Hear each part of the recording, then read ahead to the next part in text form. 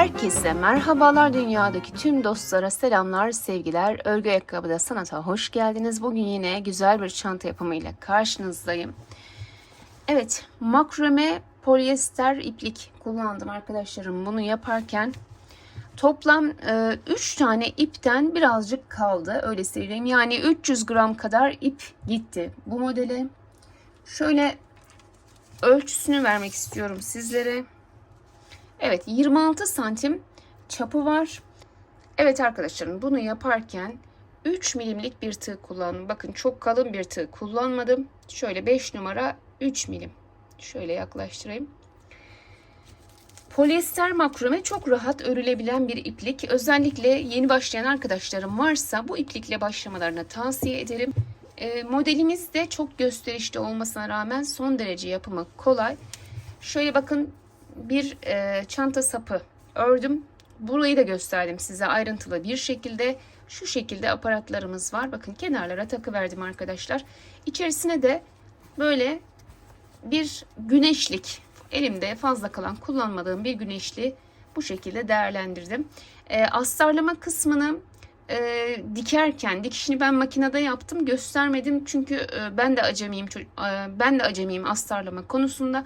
Sizler yine astar konusunu YouTube'a yazarsanız karşınıza çıkacaktır arkadaşlarım, çanta astarlama şeklinde. Ben dikiş makinem var, dikiş makinesiyle diktim. Buraya da bir tane cep yaptım. Bakın, şöyle de bir mıknatıslı çıt çıt alıp hazır dikebilirsiniz. Şöyle kapatabilirsiniz. Ben tüm ayrıntılarını videonun içerisinde sizlerle paylaştım. Evet, sizler de hazırsanız hadi başlayalım. Evet arkadaşlarım, bakın ben bir yüzünü ördüm. Bu yüzü ördükten sonra güzelce buhar verip elimle açtım. Bu açılmış hali. Şimdi ben size bunun buradayken de bir ölçüsünü vereyim. Şöyle hemen 27 falan arkadaşlarım çapı, bu şekilde. Şimdi şöyle söyleyeyim ben size. Bakın, bir servis tabağıyla hemen aynı ebatta. Şöyle göstereyim. Bakın.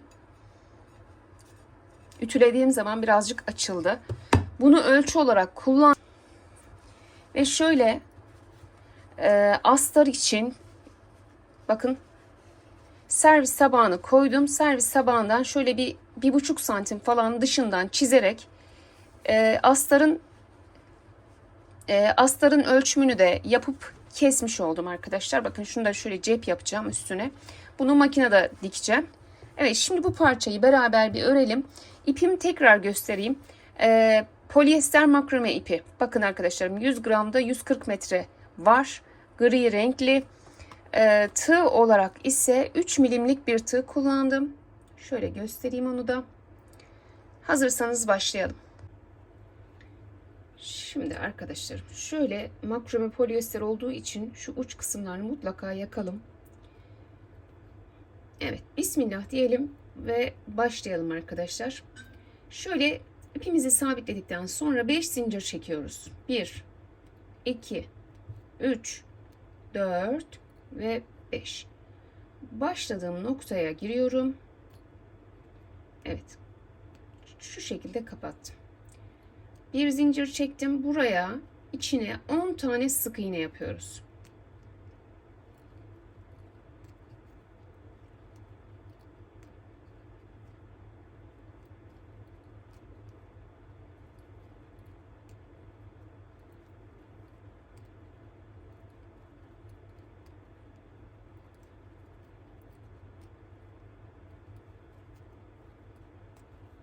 Dokuz ve sonuncuyu yaptım. 10. Şöyle bakın. Kapattım. Şimdi 3 zincir çekiyorum. Bu sırada her bir sık iğnenin tepesine 2 defa batarak 20 tane ikili trabzan elde etmemiz lazım. Şu birinci diyelim arkadaşlar. Hemen dibine de girelim. Bir ikili trabzan yapalım. Bakın, 2 olmuş oldu. Hemen bir sonrakine geçtim. 3. Aynı yere yaptım. 4. Her birine ikişer defa girelim. 20 tane elde edelim arkadaşlar. 5, aynı yere bir daha 6. Diğerine geçelim. 7, aynı yere bir daha 8. Bu şekilde 20 tane olacak. Yapalım gelelim. Şimdi arkadaşlar bakın 19 tane oldu. Bir tane daha buraya yaparsam şu ara çok açık kalacak diye 20.yi buraya yapıyorum. Şöyle. Toplamda 20 tane ikili trabzanımız var burada. Şurada zinciri çekmiştik ya, bu zincire batıyorum. Bu şekilde birleştirdim. Bakın. Şimdi burada dikkatli bakalım. 1, 2, 3. 3 zincir çektim. Şimdi ip aldım. Bakın. Şu hemen zincirin altındaki şuradaki zincire geliyorum. Şöyle belini alıp bir ikili trabzan yapıyorum. Hemen altından yaptım bakın.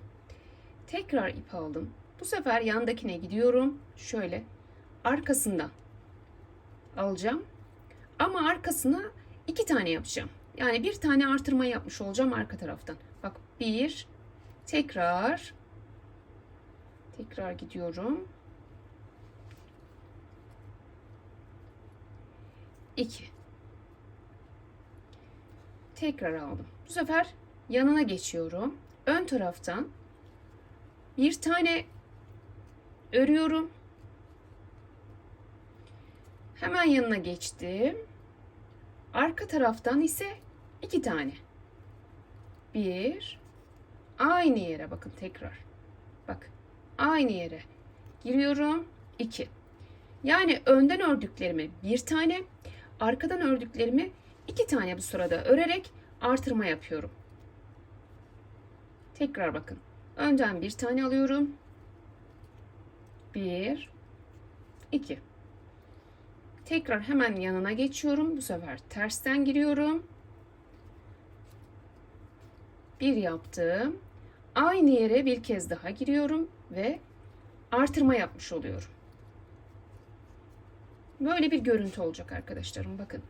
Hemen yanına geçiyorum. Önden bir tane yapıyorum.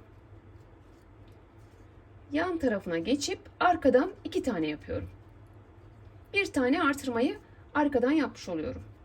Bak aynı yere girdim. Bir tane daha yapacağım. Gördünüz mü? Tekrar buraya geliyorum. Önden bir tane.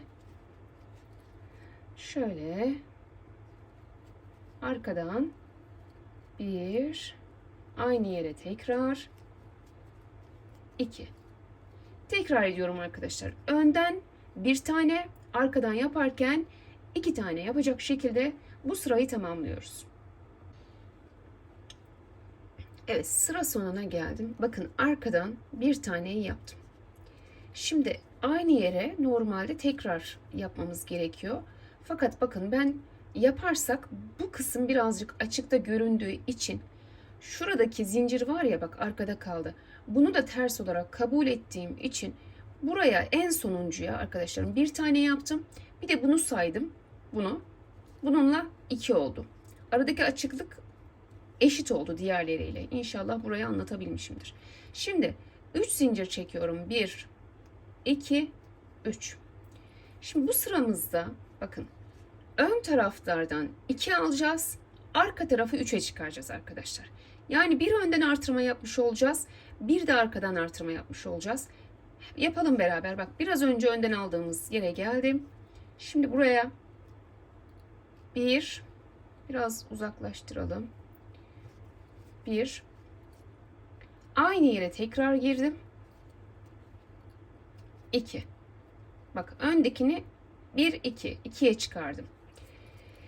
Tekrar üstüne aldım. Arka tarafa geleceğiz. Şimdi bakın arkada biraz önce 2 tane vardı ya. O 2 tanenin bak şurada 2 tane. 1, 2. Birincisini şöyle girelim, örelim. İkincisine 2 tane örelim. Şu birinci, Şu da aynı yere bakın, ikinciye tekrar giriyorum. İkinci. Yani bir önden artırdım, bir de arkadan artırdım. Arka taraf 3 oldu. Ön taraflar şöyle 2 olacak bakın. 1, 2. Arka 1, 2, 3. Tekrar yapalım beraber. Ön taraf, öndeki bir trabzanımız 2'ye çıkacak. 1, aynı yere bir daha. 2. Arka tarafı ne yapıyorum? Bak, birincisini normal örüyoruz. İkili trabzan yapıyoruz. İkinciyi artırıyoruz. İkinciye 2 tane yapacağız. Bu 1. Bu da 2. Tekrar yapalım beraber. Ön taraftaki trabzanımı bir tane 2'ye çıkaracağım. 1, aynı yere bir daha. 2. Arka tarafta birinciyi örüyorum ikili trabzan olarak. İkincide ise artırma yapıyorum. İkinciye 2 tane yapacağız. 1, bak artırmamı yapıyorum aynı yere. 2. Dolayısıyla bir tane önde, bir tane arkada artırmış oldum. Tekrar ön yüzdeki bir trabzanımı bir, aynı yere bir daha 2'ye çıkarıyorum. Bak 2 oldu. Arkadaki 2 trabzanımın birincisini normal örüyorum. İkincisine 2 kez batıyorum, artırma yapıyorum. 1, ikinciye tekrar batıyorum. 2. Bak. Dolayısıyla ne oldu? Öndeki trabzan 1, 2, arkada 1, 2, 3. Öndeki trabzan 1, 2, arkada bak 1, 2, 3. Sağlama yapalım. Öndeki 2, arkadaki 1, 2, 3. 1, 2 önde, 1, 2, 3 arkada. Bu sıramız böyle olacak. Sona gidelim beraber. Sonda görüşelim arkadaşlar. Sona kadar geldim. Bakın yine şu öndekine 1, bir daha 2 beraber yapalım. Şu arka tarafta 1, bir daha yapacağım. Aynı yere. Arka taraf 3 tane olacak ya. 2. Üçüncüyü de ben şu zincir kabul ediyorum bakın. 1, 2, 3. Şöyle saydığınız zaman 1, 2, 3 oluyor bakın. Bunu yapmayıp da buraya 3 tane yaptığınızda diğer parçalara göre bu taraf geniş oluyor arkadaşlar. Yani genel görüntü bozulmuş oluyor. Dolayısıyla bu şekilde bu sırayı bitirdik. Bu sıramızda ise ön taraf yine 2 olarak kalacak. Arka taraf 4 olacak. Yani sadece arkadan bir tane artırma yapacağız. Bakın şimdi 1, 2, 3. 3 zincirimi çektim. İp aldım. Şu öndeki trabzanlarımın aynı şekilde örüyorum. 1, diğerine girdim. 2. Ön taraf yine 2. Şimdi arkadakilerde bir artırma yapacağız. Onu da tam ortadan yapacağız. Dolayısıyla arkadan birinciyi örüyorum. Elinizi çok sıkmayın bu modeli yaparken. Şöyle ortadakine tekrar giriyorum. 2. Ortadakine bir kez daha giriyorum. Yani artırmayı tam ortadan yapıyorum. 3. Ve sondakine giriyorum. 4. Bak 1, 2, 3, 4. Önde ise 1, 2. Ön taraf 2, arkası 4 olacak. Bu sıramız böyle olacak. Bak tekrar yapalım beraber. Şu öndekileri hiç artırma yapmadan örelim. 1, diğerine giriyorum. 2. Şöyle arkaya bakın. Arkada 3 taneyi 4'e çıkaracağız. Birinciyi normal örüyorum. Artırmayı ortadan yaptığımız için buraya 2 tane yapacağız şimdi. Evet, ortaya bakın. Bir. Aynı yere bir daha yapıyorum. 2. Bir yanına geçtim. Ve ne oldu bakın? 1, 2, 3, 4. Artırmayı tam ortadan yaptık. Bir kez daha yapalım beraber. Şöyle ön yüzde 2 trabzanımız vardı. 2 tane olacak. Artırma eksiltme yok burada. 1, 2. Ön tarafta 2 tane. Arkada 3 tane vardı. 4 olacak. Dolayısıyla arkada bir tane artırma yapıyoruz. 1, tam ortada. 2, aynı yere bir tane daha yapıyoruz. Ortaya. Şöyle. 3, sonra yan tarafa geçiyorum. Ve 4. Bir kez daha yapalım. Önde şu 2 trabzanımızı normal örelim.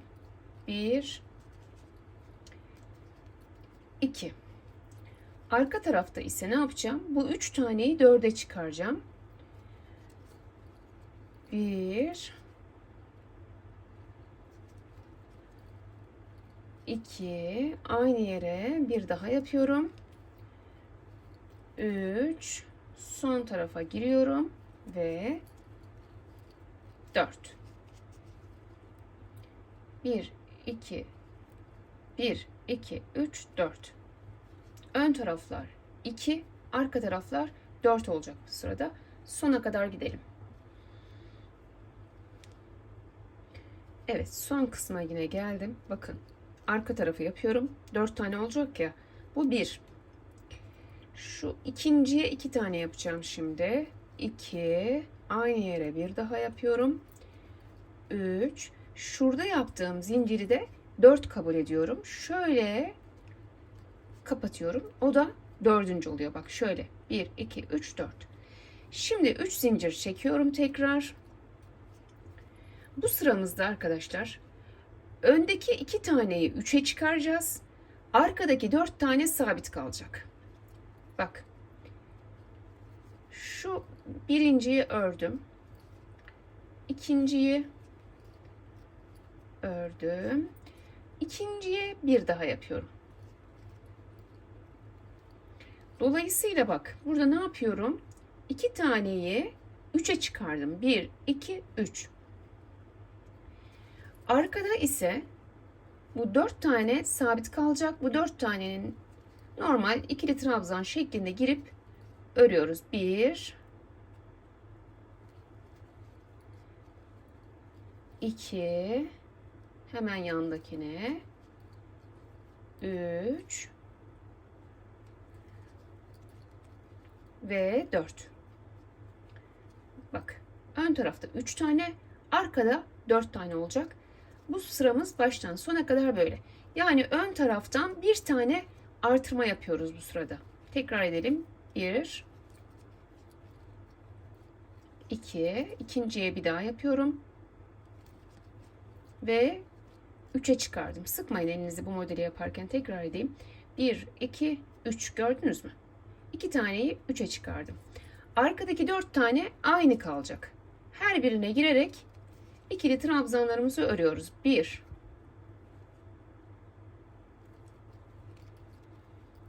2, 3 ve 4. Bak 1, 2, 3, 4. Önde ise 1, 2, 3. Bak öndeki 2 taneyi şimdi 3'e çıkaracağız. Bu sırada bir tane artırma yapıyoruz. O da ön taraftan burada. Bak 2'yi 3'e çıkardık. Arkadaki 4 taneyi her birine girerek örüyoruz. 1, 2, 3 ve 4. Arkada 4 tane, önde 3 tane olacak. Bu şekilde sona kadar gidelim, sonda görüşelim. Evet, sıranın sonuna geldim arkadaşlar. 1 2 3. Evet, dördüncü de neydi? Şurada çektiğim zincirdi. Bu da dördüncü. Ne yapmıştık bu sırada? Önde 3 tane, arkada 4 tane olacak. Şimdi yeni sıramıza başlarken tekrar 3 zincir çekiyoruz. Bu sırada da arkadaşlar önde artırma yapmayacağız. Ön kısımlar 3 olacak, arka taraflar 5 olacak. Yani arka taraflarda bir tane artırma yapmış olacağız. Şöyle bakın. Bak. 1 2 3. Artırma önde olmayacak. 3 tane olacak ön taraf. Şimdi arkaya bakalım. Arkadaki 4 taneyi 5'e çıkaracağız. Şu 1, şu 2. Evet, sona bırakmadan şurada artırmamızı yapalım. 3. Üçüncüye bir daha giriyorum. 4. Ve son tarafa girdim. 5. Bak. Kaç oldu? Bakın. 1, 2, 3, 4, 5. Üçüncüye 2 tane yapmış oldum. Bakın şurada.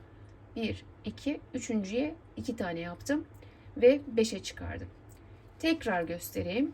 Şu öndeki 3 tane sabit kalıyor. Tekrar burayı örüyorum 3 taneyi.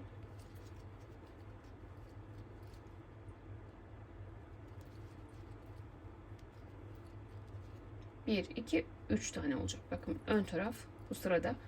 Arka taraftaki 4 taneyi 5'e çıkarıyorum. 1 2 3. Üçüncüye bir tane daha yapalım. 4 ve sonuncuya girdim ve 5. Sayalım.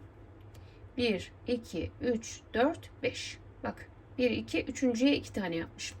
Dolayısıyla bu sıramızda ön taraftakiler 3 tane, arka taraftakiler 5 tane olacak arkadaşlar. Bir tane daha yapalım. Kalan kısmı kamera arkasında yapıp gelelim. 1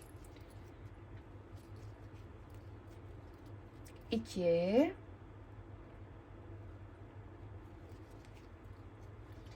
3. 1 2 3. Arkaya geçtim.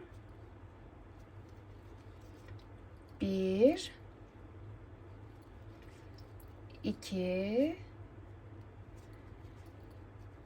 3. Üçüncüye bir tane daha yapıyorum. 4. Sondaki 5. Gördünüz mü?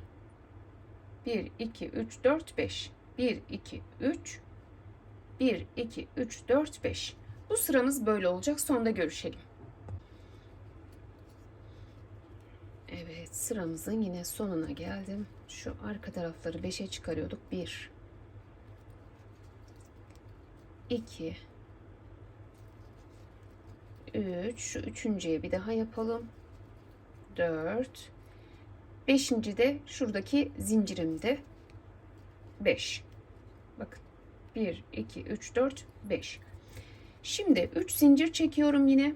Bu sırada arkadaşlarım önden artırma yapacağız. Bir tane, arkadaki 5 sabit kalacak. Nasıl? Bakın. 1 2 3 trabzanımı ördüm. Üçüncünün yanına bir tane artırma yapıyorum. Ve 4'e çıkartıyorum. Bak 1, 2, 3, 4. Şimdi arka tarafta artırma yapmıyorum.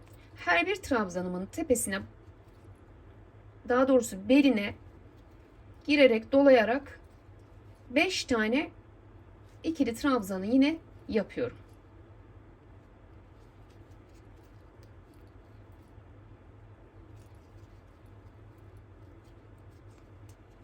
Bak. Ön tarafa bakalım önce. Ön ne oldu? Ön kısım 1, 2, 3, 4 oldu. Arkaya bakalım. 1, 2, 3, 4, 5.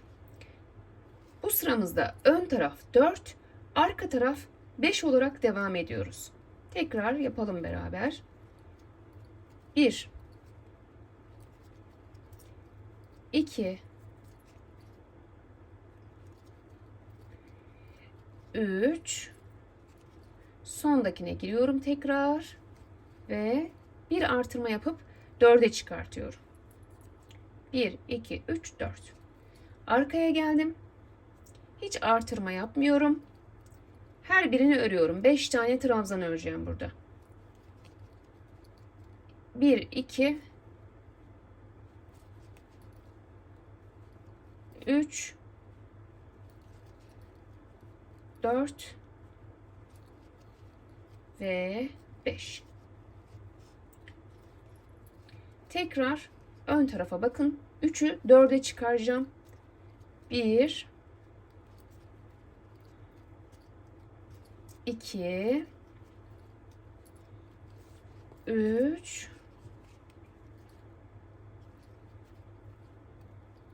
4.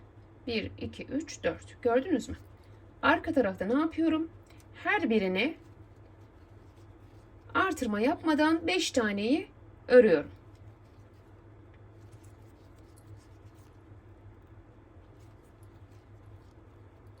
İki, 3, 4 ve 5. Ön tarafı 4'e çıkarıyorum. 1, 2, 3, üçüncüye bir daha giriyorum ve 4. Bakın. 1, 2, 3, 4. Arkaya bakıyoruz. 1, 2, 3, 4, 5. 1, 2, 3, 4. Arkaya bakıyoruz yine. 1, 2, 3, 4, 5. Evet arkadaşlar, bakın bu şekilde bu sırada ön taraflar 4, arkalar 5 olarak devam edecek. Öne bakalım. 1, 2, 3, 4. Arkaya 1, 2, 3, 4, 5. 1, 2, 3, 4. Arkaya bakın. 1, 2, 3, 4, 5. 1, 2, 3, 4. Sona kadar gidelim. Sonda görüşelim. Evet, yine sona geldim arkadaşlar. 4'e çıkarmıştık bu ön tarafları. Arka tarafta 5 olarak kalmıştı. 1, 2, 3, 4 ve şuradaki zincirimizde 5. Şu da 5.'ydi hatırlarsanız. Evet, bu sırayı da bu şekilde bitirmiş olduk. Şimdi bu sıramızda bu öndeki 4 tane kalacak. Sabit artırma yok. Arkadaki 5 taneyi 6'ya çıkaracağız. Arkadaşlar, mantığını anladınız bence. Bir sırada önden artırıyoruz. Bir sırada arkadan artırıyoruz. Bu şekilde istediğimiz kadar büyütüyoruz. 3 zincir çekiyorum. Büyüklüğünü istediğiniz kadar ayarlayabilirsiniz bu şekilde. Bakın. 1, 2, 3 ve 4. Evet. Önde artırma yok bu sırada. Arkaya geçiyoruz. Şuradaki 5 taneyi 6'ya çıkarıyoruz. Tam ortadan artıralım. Yani üçüncüden. Şu üçüncüye 2 tane yapacağız. Hadi bakalım. Şöyle. 1. Hemen yanına. 2. Buraya. 3. Üçüncüye bir daha yapıyorum bakın. 4.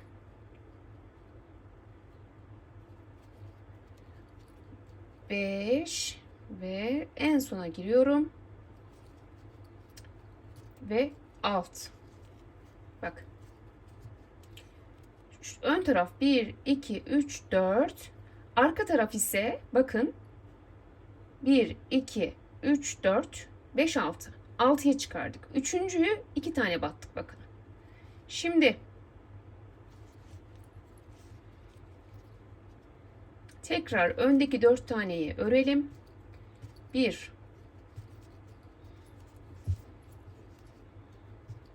2 3 ve 4. Arkada bir tane artırma yapacağız.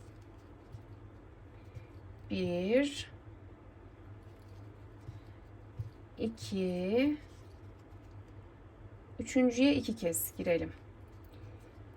3 tekrar aynı yere bir daha giriyorum.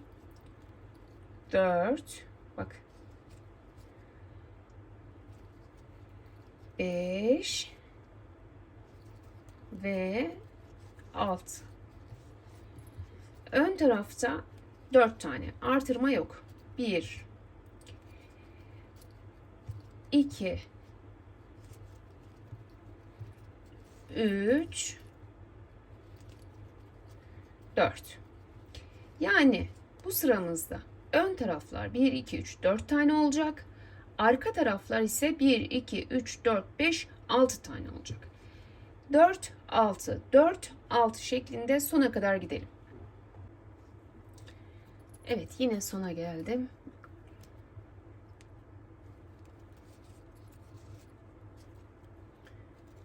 Bir, iki, üç, üçüncüye bir tane daha yapalım. 4, 5, bir de şuradaki zincirimiz 6. Buraya bakalım tekrar. 1 2 3 4 5 6. Tamamdır. Şimdi arkadaşlarım, yeni sıraya başlarken önden bir tane artırma yapacağız. Arkadaki 6 tane sabit kalacak. Yani mantık şu: bir sırada önden ve sondan artırıyoruz. Diğer sırada arkadan, ortadan arttırıyoruz. Bakın şimdi 1 2 3 zincirimi çektim. Burada 4 tane trabzanı 5'e çıkarıyoruz. 1 2 3 4, aynı yere bir daha giriyorum ve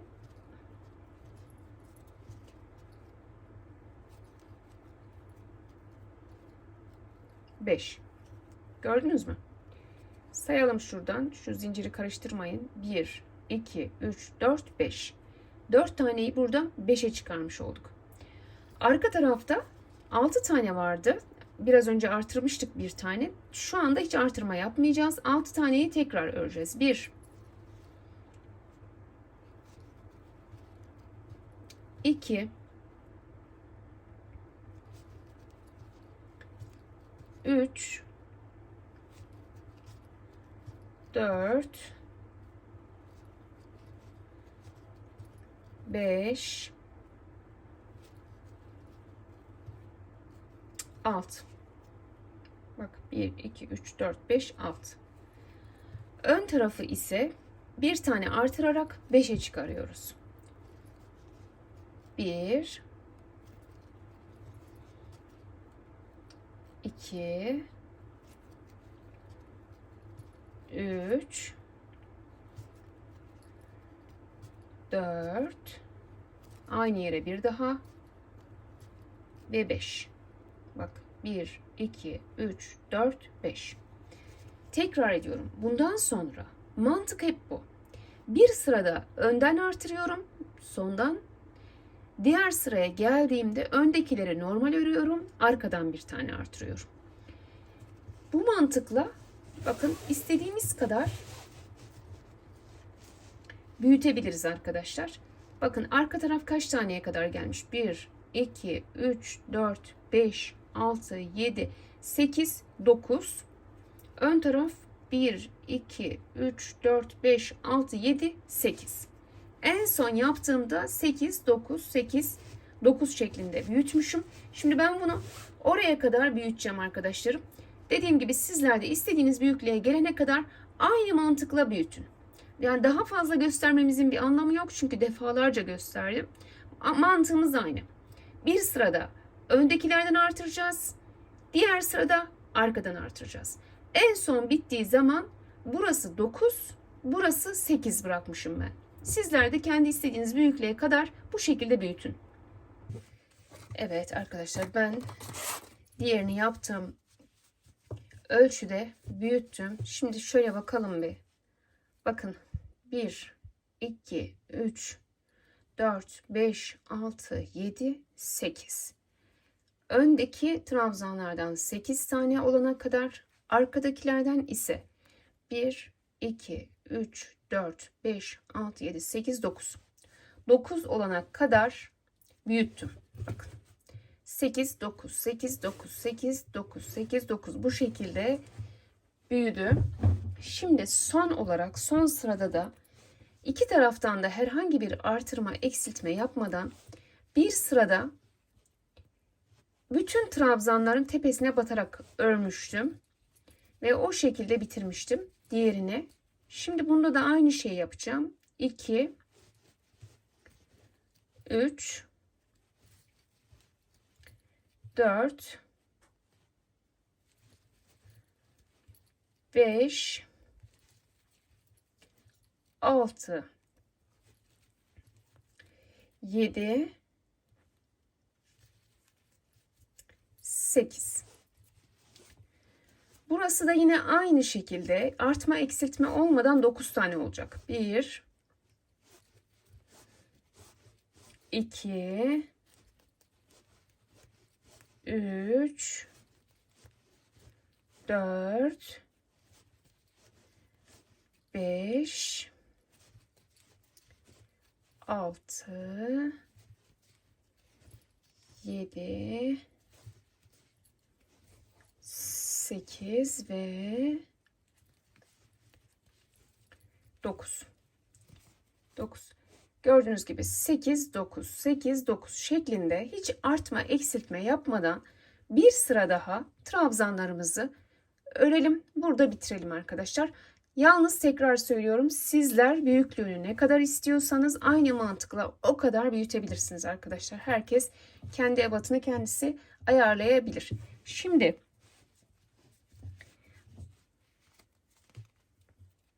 şuradan en baştan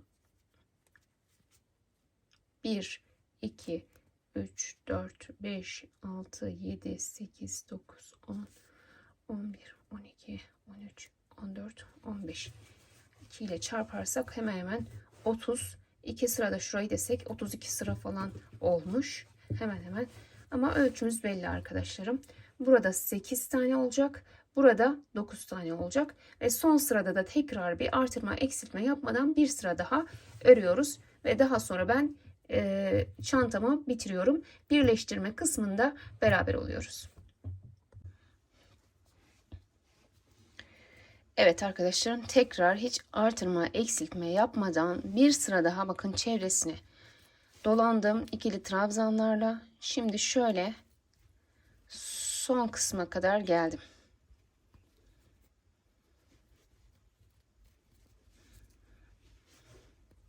Burayı da ekleyelim. Bir zincir çektim. Ve burada benim çantam bitti. Diğer parça da burada. Şimdi ekleme nasıl yapacağız? Bir de onu göstereyim. Şöyle bakın, çantamızın ters tarafları içine geldi. Buralar ters taraf, yani içeride kalacak olan kısımlar. Buralar içeride, düz tarafları dışında. Şöyle bakın bu tarafta böyle kabartmalı, karşı tarafta kabartmalı. Tam bu hizadan başlamam lazım ki bakın, karşılıklı aynı şekilde tersler aynı yere gelsin. Şu düz yaptığımız kısımlarda aynı yere gelsin. Şimdi buradan birleştirme yapacağım. Fakat ağız kısmı ne kadar bırakacağım onu söyleyeyim arkadaşlar size. Buradan başlarsam şöyle 1, 2, 3, 4. Şöyle bırakmayı düşünüyorum bakın. Şu şekilde bırakmayı düşünüyorum. Sizler yine kendinize göre ağız kısmını açık bırakırsınız. Şuraya bakın. Şöyle taktım. Buradan itibaren 1, 2, 3, 4. Şöyle tekrar bakın. Şuradan şura açık olacak. 1, 2, 3, 4, 5, 6, 7. 7 bölüm şu anda açık bırakmayı düşünüyorum. Bir şuradan itibaren birleştireceğim. Şuraya kadar. Yine de fazla olursa devam eder. Küçültürüz. Şu birleştirmeyi de bir göstereyim. Tekrar söylüyorum. Bakın çantamın düz yüzü dışarı bakıyor. Yani kullanacağımız kısım bu şekilde kullanacağız, dışarı bakıyor. İçer taraflar tersleri zaten belli, bakın örgüden bile belli arkadaşlar. İki tarafı da düz kısmına ayarlayın. Bir de başlarken bakın diğerini alırken şöyle bakın buraların aynı gelmesine dikkat edin. Burası da kabartmalı, burası da. Tam buradan başlayın. Şimdi bakın. Şu karşı tarafın şöyle şuradan bakın arkadaşlar, tekrar şu ilmeğin burasından aldım. Şu ip aşağı alta gelecek böyle. Bu tarafta da bakın ilmeğin yine şu tarafından aldım ve kaydırma yaptım. Şimdi ipimiz altta kalacak. Bak böyle altta kalacak ip. Karşı ilmeğin bu kanadından alıyorum. Bu tarafında bakın yine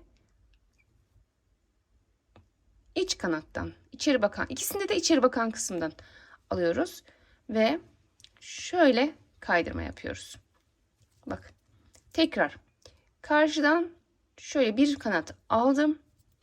Bu tarafa geldim. Buradan da aldım. Ve kaydırma yaptım. Tekrar karşıdan bir kanat aldım. Bu taraftan da yine bir tane aldım. Bakın üçünü bir çekerek şöyle kaydırma yaparak bakın ilerliyoruz. Tekrar karşıdan gittim. Bunu aldım. Tekrar geldim. Bu tarafa buradan da şöyle böyle çıkardım. Yine karşıdan bize bakan kanala girdik. Buradan da yine bakın bu taraftan da böyle bu şekilde. Karşıdan şöyle buradan böyle tekrar bak ipimiz altta, gördünüz mü, ipimiz altta kalıyor. Karşıdan yine şöyle bu taraftan da buraya giriyorum, bu şekilde çekiyorum. Yine atlama yapmayalım, her birine böyle tek tek girelim arkadaşlar. Böyle üçünü bir çıkartın bakın. Tekrar karşıdan şöyle bu taraftan da yine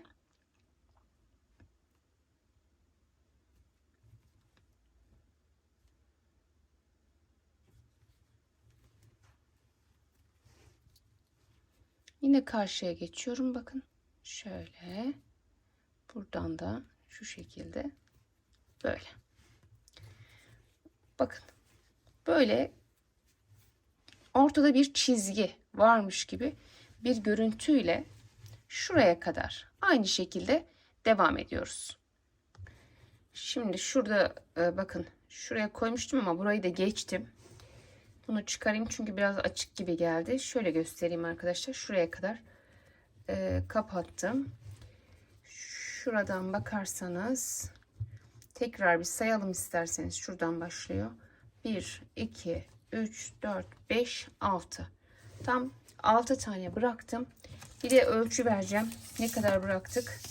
Bir de ölçüyle bakalım. Şuradan şuraya kadar. Evet, şuraya kadar bakarsak bakın 22 santim falan oluyor. Burada bu açıklıkta rahatlıkla yeter. Şimdi buna bir sap yapalım arkadaşlarım. Sapını takalım. Daha sonra kılıfını da makinede dikeceğim astarlarını ve geçirip çıt çıtını da yaptığımız zaman işimiz bitiyor. Evet, burada kapatırken şöyle kapatalım arkadaşlar. Bakın yine kaydırmayla geldik ya buraya kadar. Şöyle yan taraflara giriyorum. Ve şöyle bir sık iğneyle sağlamlayacağım. Hatta bir tane daha yapayım. Evet, şu şekilde. Daha sonra bir zincir çekin ve ondan sonra ipimi, evet, bu şekilde sağlamladıktan sonra şöyle ipimizi keselim. Hiç kesmeden buradan sap kısmını örmeye de başlayabilirsiniz. Fakat burayı ben koparacağım şimdi. Sapını ayrı öreceğim. Evet. Bu şekilde. Yine şöyle uç kısımlarını yakmayı unutmayın. Çünkü makrome ipler sökülüyor arkadaşlar. Şöyle hafiften içine saklayacağım şimdi bu ipi. Şimdi arkadaşlarım şöyle askıyı da beraber yapalım. Çantanın sapını daha doğrusu. 4 tane zincir çekiyorum. 1, 2, 3, 4.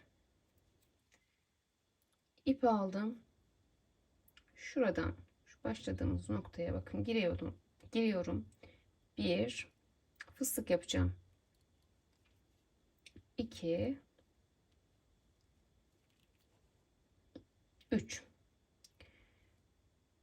topladım. Bir zincir çektim. Çeviriyorum. Bakın burada çeviriyorsunuz. Tekrar ip alıyorum. Şurada 4 zincir çekmiştik ya. O 4 zincirin bakın hemen şuraya, yani en altın bir üstüne girin.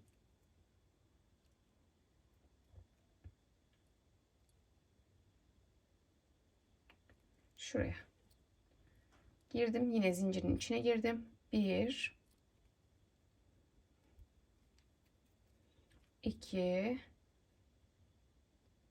yine zincirin içine girdim. 3 ve bir zincir çektim. Yine çevirdim. İp aldım. Bak burada nereye batıyorum?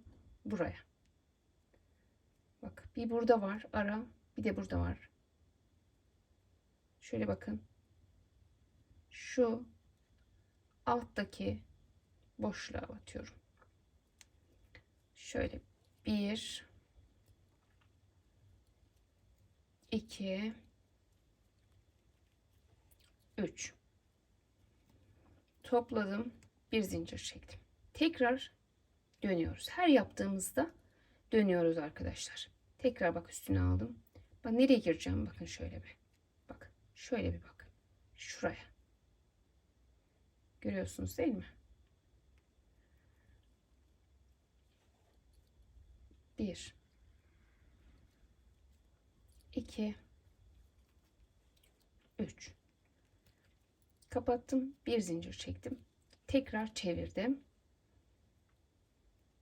şuraya, şu alttan bakın şöyle giriyorum, 1, 2, 3 kapattım, tekrar çeviriyorum. Her yaptığımda dönüyorum, bakın dönüyorum ve şuradaki boşluğa 1, 2, 3 kapattım, bir zincir çektim ve yine çevirdim, bak buraya, buradaki boşluğa 1, 2 ve 3. Kapattım. Bir zincir. Çevirdim yine. Bakın. Çevirdim. Bak. Buraya geliyorum. Buraya. Gördünüz mü? 1, 2, 3. Kapattım. Bir zincir. Dönüyorum. Her yaptığımda dönüyorum. Bak. Bak yine buraya. 1, 2, 3. Kapattım. Bir zincir. Döndüm yine. Bakın. Battığım yeri yakından görüyorsunuz şu anda. Kapattım. Bir zincir. Çevirdim yine. Bakın bunu yaptığımızda böyle bir görüntü. Sanki başak başak bir görüntü oluşuyor arkadaşlar. 2, 3. Kapattım. Bir zincir. 1, 2, 3. Kapattım. Bakın görüntüyü arkadaşlar. Bu şekilde istediğimiz kadar uzatabiliriz. Bakalım ben bir yapayım, yine size ölçü de vereyim. Bir bitirip geliyorum. Şimdi arkadaşlarım bakın, ben istediğim boyuta gelene kadar büyüttüm ve bakın şöyle şuraya takıp burayı diktim. Diğer tarafı beraber yapacağız. Göstereceğim size. Şöyle örerken de birazcık ip bırakın. Dikmek için kullanırsınız bunu. Şimdi bunu hemen getirip şöyle şuraya takabiliriz.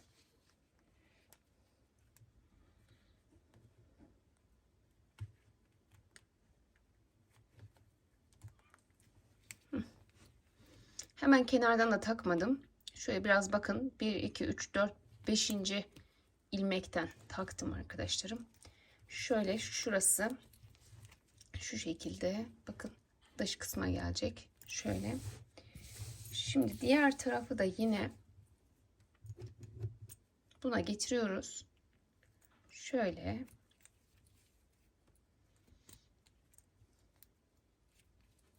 Şu şekilde. Burayı dikeceğiz şimdi buraya. Evet, şöyle bir kağıt iplerde kullandığım iğne var. Bununla diktim arkadaşlarım.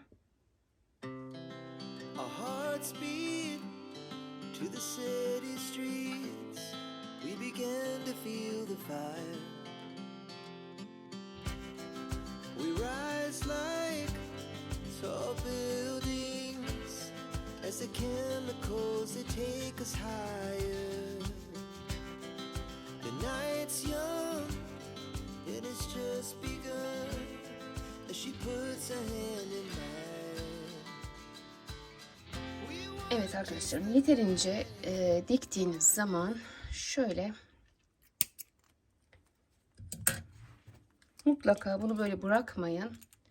Çakmakla yakmanız lazım.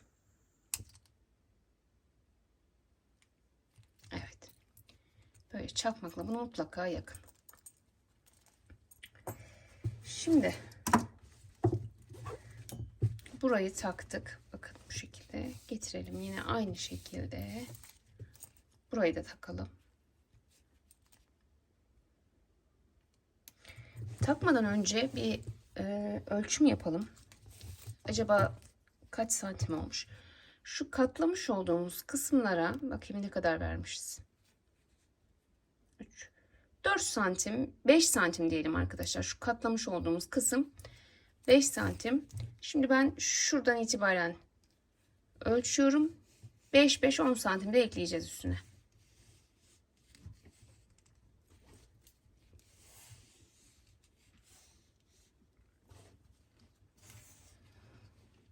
Yine şuraya kadar bakın. Tam 106. 5-5-10 santim daha yapacak olursak 116 santim kadar falan örmüşüm. Yine sizler istediğiniz boyuta göre ayarlarsınız. Ben size fikir olsun diye şöyle bir göstermiş oldum arkadaşlarım. Toplam bakın taktıktan sonra 106 santim. Yine burada da hemen şöyle şuradan bir yerden.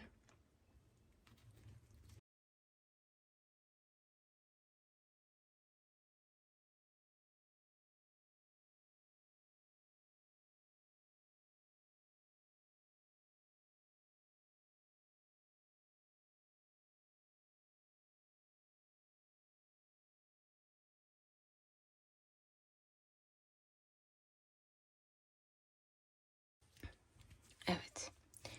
Burayı da yine bakın taktık. Böyle bu şekilde bir sap yapmış olduk arkadaşlar. Şimdi ben bunun hemen şu astar kısmını dikeceğim. Fakat şuradaki bıraktığımız santim, bakın şurası. Burayı açık bırakmamız lazım. Dolayısıyla tekrar 22 diye hatırlıyorum ama bir daha bakacağım. Şöyle şuraya kadar bakalım. Evet, 22 santim boşluk bırakacak şekilde şurada ayarlama yapalım. Şöyle. Evet. Buralara şöyle iğne takalım. 22 santim. Şuradan bir belirleyelim arkadaşlar. Evet, şurada da bir iğnemiz var zaten. Evet, şöyle. Şimdi burayı dikeceğim makinede ve içine yerleştirdikten sonra zaten şu cebini de yine makinede dikeceğim. Bu kısımları, makinede dikme kısımlarını sizlere göstermeyeceğim arkadaşlar. Sizler yuvarlak çantalar için astar yapımı diye girerseniz çok fazla video göreceksiniz zaten. Evet arkadaşlarım, dolayısıyla ben şimdi kamera arkasında astarı dikip geliyorum. Evet, ben astarımı diktim geldim arkadaşlar. Bakın şöyle içine bir cep yaptım makinede. Önce bu cebi diktim buraya, daha sonra bu iki parçayı bakın bu şekilde diktim. Şimdi ne yapıyorum? Hemen çantamı getiriyorum. Çantanın içine yerleştiriyorum. Bu şekilde yerleştireceğim. Ve daha sonra şu kenar kısmını bakın şöyle şuradan şöyle içine doğru alıp şu şekilde elimle önce şu tam köşeden şuradan arkadaşlar bakın şöyle sabitleyelim. Arkasından da şöyle elimizle tek tek bunu dikelim. Her iki tarafı da bu şekilde yapalım. Evet arkadaşlarım, astarını da diktikten sonra bakın tamamen çantamız bitmiş oldu. Gayet de güzel bir çanta ortaya çıktı.